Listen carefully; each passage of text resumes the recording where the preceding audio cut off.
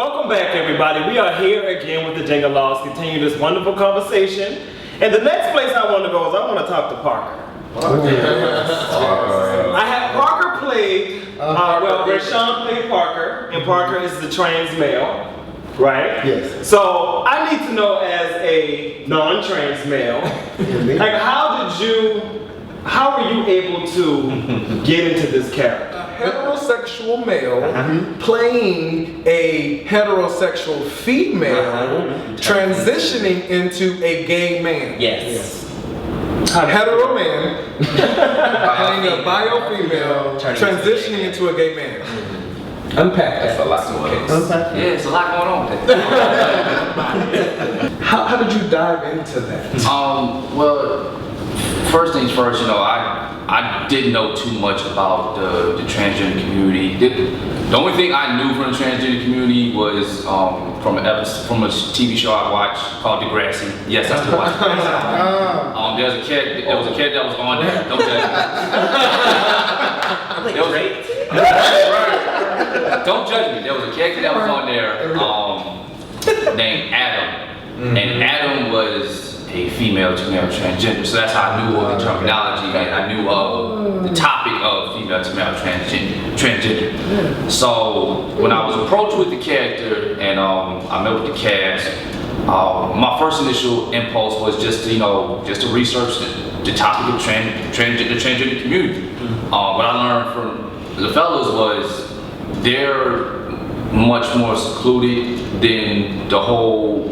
As far as the LGBT community is concerned, I thought it was one big encompassed family. Wouldn't that be nice? When they let me know, nah, it's nothing like that. The gays are with them, lesbians do their thing, transgender, they own the community. So, just researching, the transgender community, researching stories of people who actually went through the actual transition. Males to females, females to males, I researched all of them. And a lot of stories, I wanted to take something from their stories and relate it to just my personal life. And basically what I got out of it was just, a lot of it was just acceptance. Acceptance of who you are and who you want to be. I think with Parker knew who he was and who he wanted to be. He just didn't command that respect that he wanted from everybody. Like, he wanted everybody to see him as the man who he was, but he wasn't willing to say, this is who I am, y'all don't respect it, take it or leave it. And so, just doing that research, trying to put myself into the character and also stay true to the character without being caricature or, without trying to be, some type of stereotype. So it was definitely a process. It was definitely a learning experience, just the stories I listened to.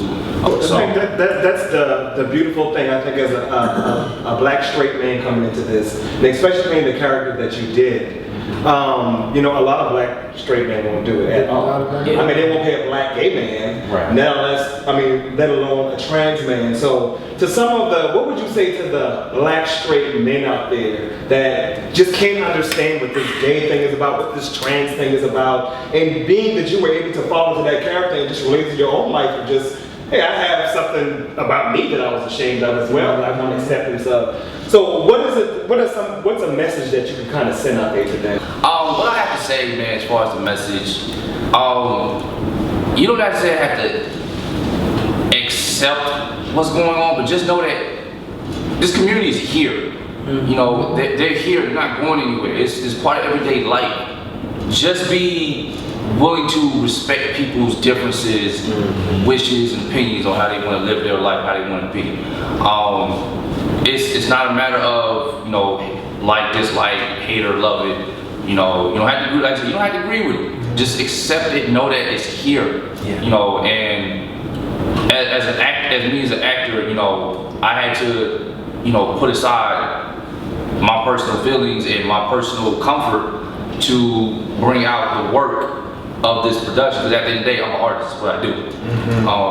I had to bring out the story in this play, and I had to do the writers justice in telling that story. And if I don't do them justice, what's the point of having me here? Right. Absolutely. So, have you ever been on the other side that, because right now you're in a very comfortable place, very accepting and respectful of the community. Have you ever been on the other side of that where you were faggot this, faggot that, I don't want to be a part of that, I don't want to be associated with it? Like, were you ever one of those black straight men that was like, I ain't with that shit and I ain't trying to understand it, blah, blah, blah? Have you ever been on the other side? I wouldn't say I was in a negative light. Like I've always been aware of the gay community growing up.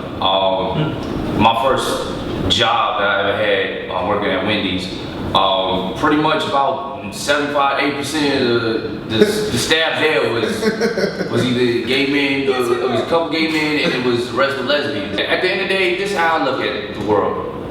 If I like you, I like you. If I hate you, I hate you. It's simple as that. If you rock with me, I rock with you. You can be straight, gay, question yourself, red, green, blue, whatever. If you rock with me, support me, you alright in my book. If you don't, to hell with you, I don't care. I'm doing it. You've always been pretty comfortable, man. Yeah. I was hoping for another story so I can So one of the unifying threads, I would say, between each character's story was this concept or this notion of self-love or self-acceptance, whether it be the lack of it or the abundance of it as portrayed with your two characters, or the search for it. Malik, Larry, talk to me about your character and how he viewed himself. He was the social activist, he was the militant. Was that a mask? You know, or how did Malik come to be I think so? if you would ask Free, the character, Free would probably, in his fit of rage, would probably say that it was a mask, but... But I mean, in the day and time that we are, and having the center that Malik had, I definitely don't feel that it's a mask.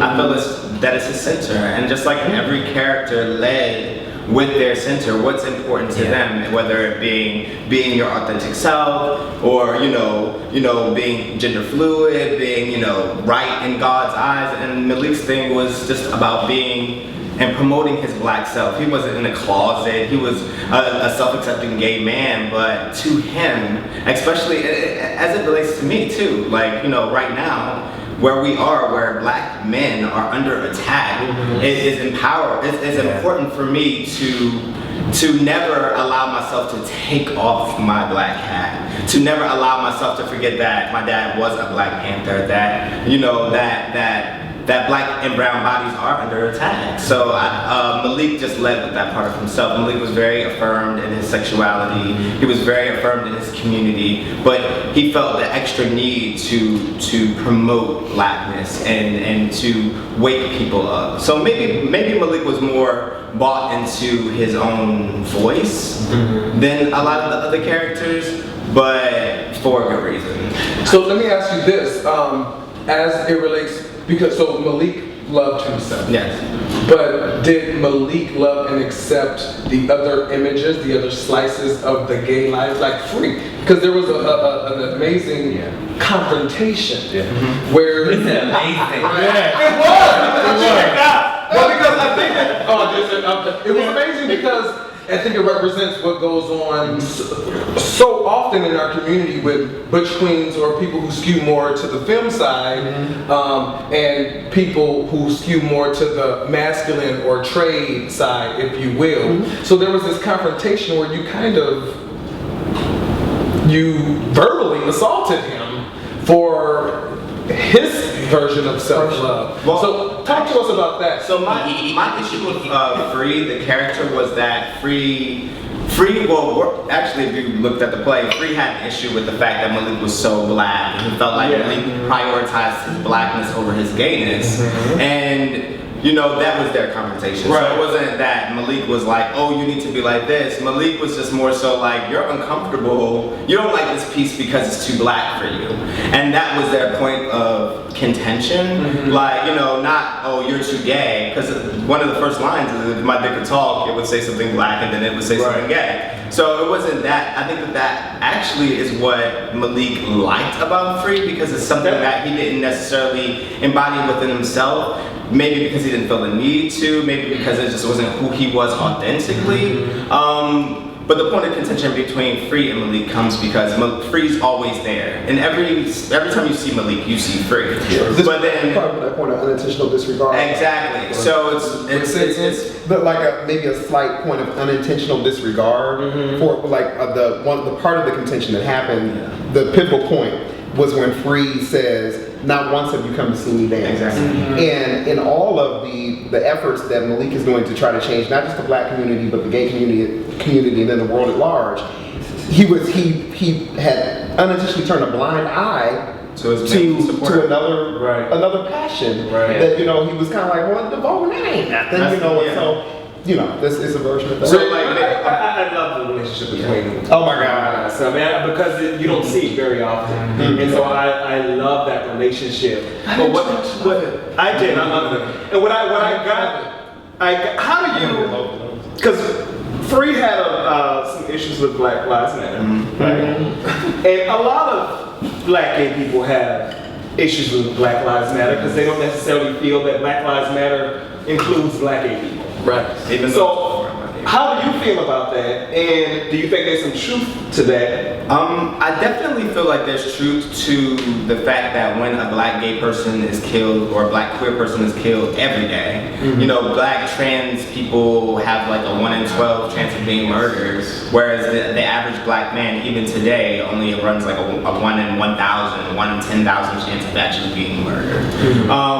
So those murders aren't prioritized, and that is definitely a miss on the side of Black Lives Matter, even though the movement itself is being headed by black queer people. Right. It's that the larger community only responds when it's a black, straight, or straight identified male or female, and it's at the hand of somebody that we view that has privilege, either a cop or some, you know, white person or a rich person or something like that.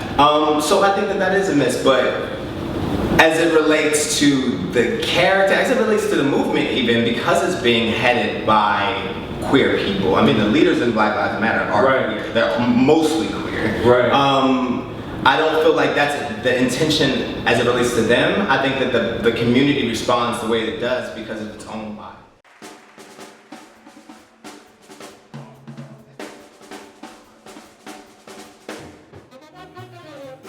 Don't forget to get groomed. To get groomed for the Gentlemen's Ball.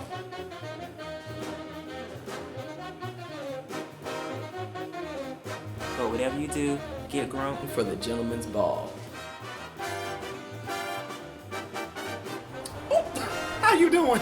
This is Melody Mirage of the Dingalogues, your interpretive illusionist, reminding you to get groomed for the Gentlemen's Ball, October 15th, baby. We'll see you there. What's up, everybody? It's Jamal and Octavius, and we're so excited to be bringing Groom to the Gentlemen's Ball this year, October 15th, 2016.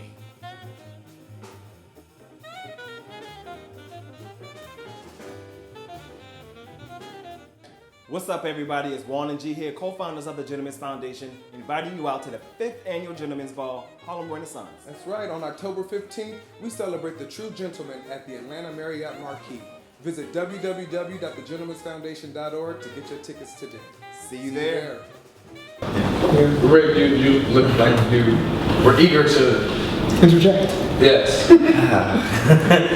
So I definitely think that what Larry said about Black Lives Matter in reality and also in the view, in the lens of the show, this is where Rig, the individual, and Free, the character, fall into alignment that oftentimes isn't just spoke about. The essence of Free's frustration, and my own, with Black Lives Matter is that the black community at large does not want to be held accountable for all the black lives that it killed. When we talk about that the black community killed, I don't mean gangs.